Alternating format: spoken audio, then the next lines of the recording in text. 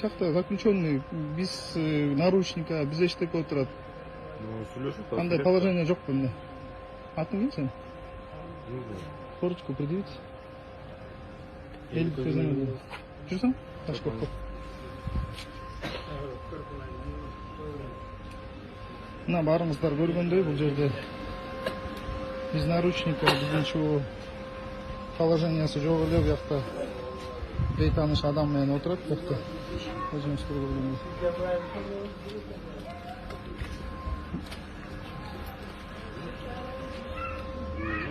Мына бул жерде неме көрсөтпөсүң, көрүк барбы? Көлүк жок анда. Эмне көрүк жок жүрөсүң? Положение боюнча сен пистолет менен жүрүшүң керек, наручник менен жүрүш керек. Туурабы?